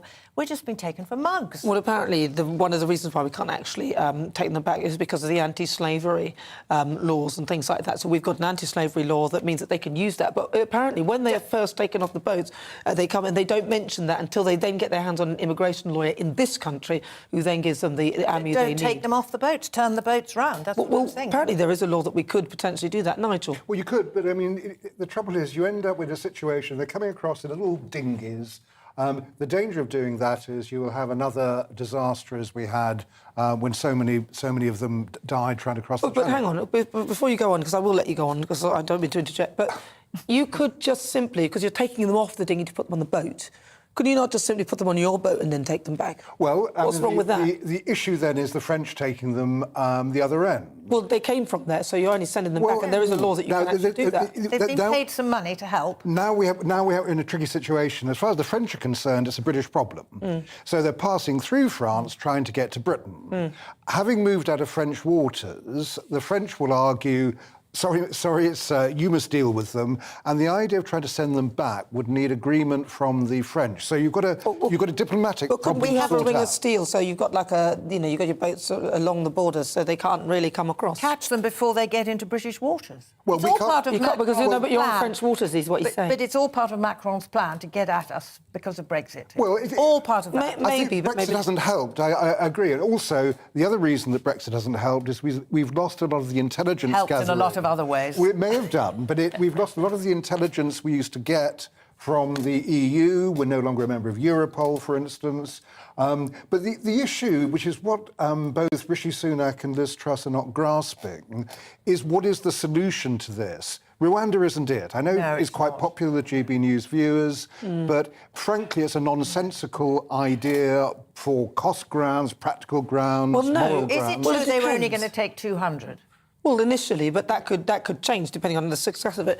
No, but you say that cost ground so-and-so, but let's talk about the cost of the migrants being here. All right. It's £5 to £6 million a day, right. and it's going to be keep just growing. for the hotel. This is just for and it's going to keep growing. And then not just that, but let's talk about the GNP. So the individuals, the cost of the individuals around. So if you imagine the fact that you've got schools now saturated, you've got the infrastructure saturated, people who live in this country and reside in this country can't get their foot on the property ladder because of the fact that there's so much limited resource, and of course we haven't got resources in terms of things like water, energy, everything that comes along with the rise of population. Let's start with the cost, because there's a lot of myths around this. I looked up the Home Office figures just before coming in, and at the moment it is nearly £5 million a day. That's what it costs to keep migrants in hotels. And it's just the hotel cost. Yeah, that's 37,000 of them. That means £127 a day to keep them there. However, if you send one migrant to Rwanda, that'll cost us £600,000. You could keep someone in a hotel in this country for 12 years cheaper than you can send them to Rwanda. Yeah, but the thing is, that's all very well, but that's only looking at one element of the costing, because you're not looking at the knock-on effects. So that one person may have a family, they all come, you've got lots of people in the family, then you've got to use doctors, you've got to use dentists, you've got to use schools, you've got to use infrastructure. This one cost that you focus on actually it's like a mushroom cloud. There's a lot more around that. Yes, indeed there is. But the whole thing is, then we're talking about what is essentially a global problem. We've got 90 million people on the move at the moment, 11 million of them from Ukraine. And unless we actually act internationally to deal with it, we're not going to solve the problem. One of the things that we could do in this country is change the rules whereby asylum claims have to be made here, get asylum claims made elsewhere. Well, like in the embassies where they don't appear to be doing anything at all. I've made that suggestion ages ago. But what that would be is a deterrent to people crossing the channel. If they can apply for asylum somewhere else and they're refused, what is the point of trying to cross the channel? Well, let's have a quick look at some of the emails, because people have been coming through. Dave says neither candidate will. The Tories have been in power for 12 years. It's increased year on year. So, see, nobody's got any confidence in them. Julie says neither will, but especially not Labour. The truth is the UK is facing a growing problem with more demand being placed on public services, houses and infrastructure, which is exactly what I said. Christine. Well, we are the England, I mean, forgetting the sort of wider waste of Scotland and Wales, etc. England is the most crowded of the European countries. I mean, we just cannot go on taking more and more people. That is the point. But then, you see, this is all very well, but they don't appear to have any realistic strategies. I mean, I listened to Rishi Sunak, his 10-point plan, and it seems that's all very nice, Rishi, but remember his plans. I can remember his disastrous spring statement that really, although he does seem to be thinking about it, as mentioned earlier, his advisors, he's got advisors looking at everything, but then it seems to be committees about committees, the blind leading the blind, talking about this and talking about nothing actually seems to be done. And he talks about an immigration cap, which didn't work when David Cameron tried to introduce one. So if Rishi Sunak wants an immigration cap, how does that work? And at the moment, he's come up with these various proposals, but nothing behind them to say how do we actually implement it. And we've got to get out of it's Stephen Wolfe was saying, out of the ECHR, so that we don't have all these constant appeals the whole time. Or try and create a system that you don't have to go along with certain aspects of it. But I don't know how successful that would be. But as ever, this show is nothing without you and your views. Let's welcome one of our great British voices, your chance to be on the show. Tell us what you think about the topics we're discussing. Today I'm joined by Lee from Bristol, Seshni from Milton Keynes, Jonathan from Cornwall and Alan from Grimsby. This is fun, isn't it? I thought I'd do it like this. Why not? All right, so I'm going to start. I'm going to go with Alan from Grimsby first, because I mentioned his name last. Who's that? It's like somebody in the other studio. They're joining us, but they're not there. Alan from Grimsby, what do you think? What do you think? Do you trust any of them at all? I think... Sorry? Alan from Grimsby, do you trust any of these people at all? Well, I think Liz has the potential to be at least stronger and more robust about it. But I think the government should come out with a very firm statement that says anyone who enters the United Kingdom illegally will never be granted asylum. So that would be the starting point of where they need to get that message out to people. But this is a policy. But hang on, Alan, this is a policy, and I hear you. But out of those two that you've heard, which one do you think, even if that was an idea, which one of them do you think would deliver that? Well, I think Liz has a better chance of delivering it rather than Rishi.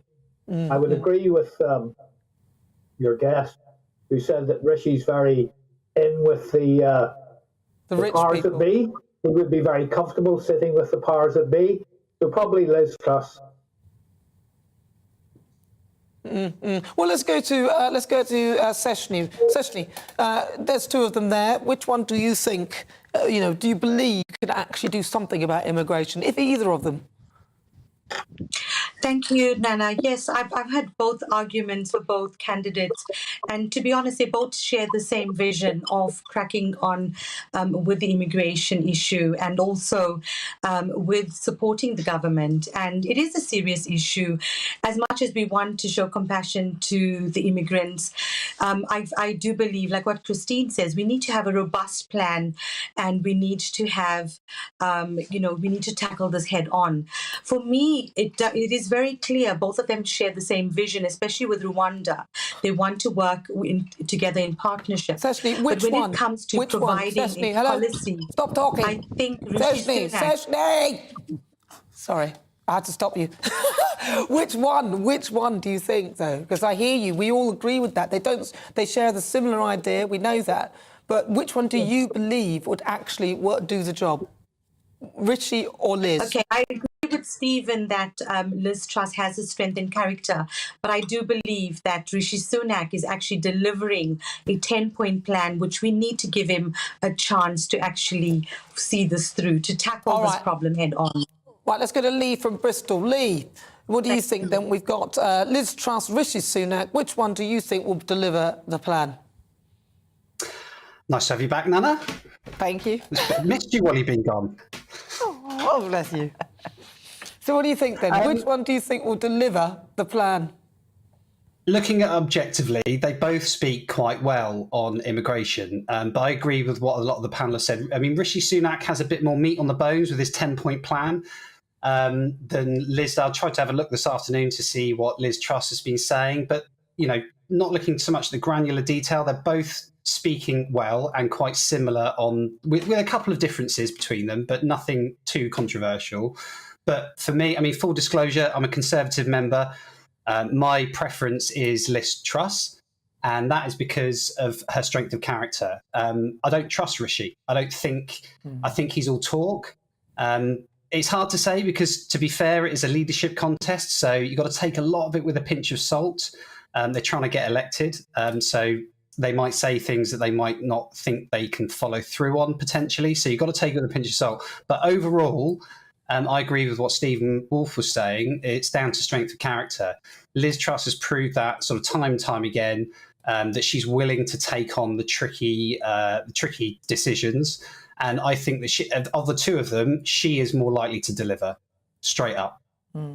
Well, listen, I've got to say thank you so much, Lee. Lovely. Really good to talk to you. Lee, we had Seshni and also Jonathan, who vanished in a puff of smoke, and Alan. Thank you so much for your thoughts. Right, it is time for our quick-fire debates. This is the part of the show where we discuss some of the other stories making the headlines. And as GB News is hosting the Tory leadership hustings in Manchester this evening at 7 o'clock, our quick-fires this afternoon are all about the candidates Liz Truss and Rishi Sunak. So joining me, if you've just tuned in, I've got author and broadcaster Christine Hamilton and also political editor for the Sunday People, Nigel Nelson. Right, first story. Now, Liz Truss plans to crack down on unions who hold the country to ransom if elected. She'll introduce new laws that will make it harder to call strikes. She says that she will guarantee minimal levels of service maintained on public transport. So should Truss be working with the unions rather than destroying them? I'll pose that to you. What do you think, Nigel? Yes. Yes, she certainly should. I mean, this kind of policy will just cause more unrest. And the idea that at the moment we've got Grant Shapps, the Transport Secretary, won't intervene on talks to try and solve the rail strike. That is what government is there for. That's what it should be doing. Well, what do you think, Christine? I agree she should be talking tough, but she's got to liaise with the unions. I mean, otherwise we'll have just another winter of discontent, and some of us are old enough to remember the old days of winters of whiskey. Winters of whiskey. I can't say it. Winters of whiskey. Winters of whiskey winters. When all the union leaders used to troop into Downing Street for a beer and sandwiches with Harold Wilson, Jim Callaghan, etc., etc. And we will be back to those old days. Well, we don't want those. You can see some of the bigger unions are already lining up for the fight. They're longing to have this tussle. I mean, we've got the ports, etc., etc. So she's got to be very tough on them. But right, let's do Rishi. Rishi Sunak. Then no, I hear you. We hear you. Rishi Sunak. He's revealed his favourite things to order for breakfast at McDonald's, but one of the items no longer exists. Goodness me, the former Chancellor. What does he know? Was asked about the photo of him paying at a McDonald's self-service machine whilst on the Conservative leadership campaign trail. It always goes wrong for him when he tries to pay for everything, because he never pays for anything, because he's just got money coming out of his ears, so he doesn't need to touch the money. But the item he claimed to have ordered, excuse me, the breakfast wrap, was taken off the menu in 2020 before the pandemic. Oh, what do you make of that? Christine, I'll start with you. Well, I didn't realise that, because I'm not a great fan of McDonald's, and I won't tell you the last time I went into McDonald's, because the person I took into McDonald's is now 38 and she was a little girl. So I had no idea. I didn't even know what the breakfast wrap was. But I'm beginning to feel terribly sorry for Rishi Sunak. I really am. Everything goes wrong. Next minute, we're going to see him photographed holding a banana like, what's his name, Miliband. Nigel. The trouble is, it sounds out of touch. It's a lesson to every politician. Don't talk about things unless you're absolutely certain that you know what you're talking about. Well, that would shut them all up in a flash. Well, that could be a good thing. Well, yeah, it could be a good thing. So who do you think is going to win then? Rishi, Liz? Rishi, Liz, your favourite. Liz, you think she's got the right... And I'm you? afraid it's looking like Liz. Not my favourite, but looking like Liz. Who was your favourite? Kemi. No, she was never... Well, my favourite would be Keir Starmer. But no, my God, that's nobody's favourite. Well, I think Keir Starmer would have been horrified at the prospect of facing Kemi Badenoch across the dispatch. Well, he's horrified with anyone. Right, on today's show, we've been asking, have you changed your mind about lockdowns? And according to our Twitter poll, 29% of you say yes, you have. 71% of you say no. I say a big thank you to my panel, author and broadcaster Christine Hamilton. Christine, thank you so much. And political editor and son of the Sunday People, Nigel Nelson. And as ever, a big thank you to you at home for your company. It's lovely to be back, and I will be back tomorrow at 4 o'clock to discuss the top stories with comedian Leo Kearse and broadcaster Lizzie Cundy. Don't forget to join us at 7 for the Hustings Live here on GB News. But I'll leave you with the weather. Enjoy. Hi there, I'm Aidan McGibbon. Welcome to the latest weather forecast from the Met Office. Today's showers will ease in many spots overnight, with clear spells replacing them. But in the far northwest, the next area of wind and rain is approaching. It's currently sitting out in the Atlantic, but we're going to see for the rest of the day quite a showery westerly airflow, and with tighter isobars across Scotland, Northern Ireland and Northern England, a blustery breeze here as well. Now, for much of the country, clear spells break out overnight, with showers mostly easing away. But for Western Scotland, Northern Ireland as well, the cloud thickens and some heavy rain turns up after midnight, along with a strengthening wind. Gales around exposed western coasts. Temperatures are mostly staying at around 11 to 13 Celsius, but in some sheltered spots of northeast Scotland, central and eastern England, single figures are more likely as we start off Saturday. Plenty of sunshine in the south and southeast first thing. The cloud will build, and the early wind and rain across Western Scotland, Northern Ireland sweeps across the northern half of the UK to end up in, well, Cumbria, Northumberland by the end of the afternoon. The odd rumble of thunder, quite lively gusts as well. But to the north, cool and with further showers, but sunny spells as well. Highs of 18 to 21 Celsius. To the south, 1 or 2 showers about as the cloud fills in, but also many places dry, with temperatures in the low to mid-20s. The showers in the north edge south into the Midlands and Wales overnight and come to a halt by dawn on Sunday.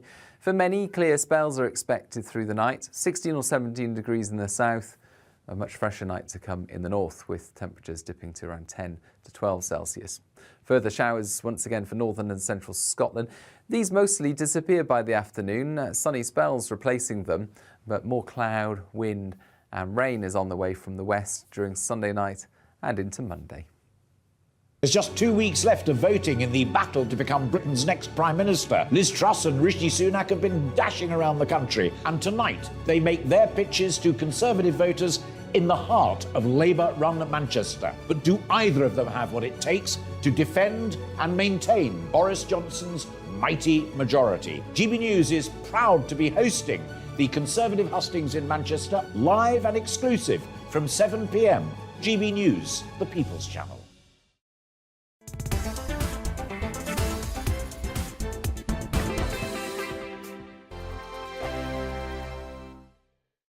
Join my show Farage, 7 p.m. till 8 p.m. Monday through Thursday, and there you will get opinion, analysis, debate, and I'll cover stories that nobody else dares to touch.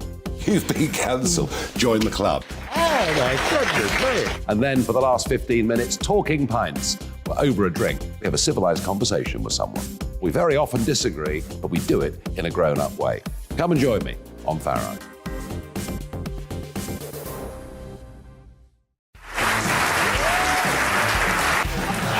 My name is Andrew Doyle. Join me every Sunday evening at 7 p.m. for Free Speech Nation. This is a show where we address current affairs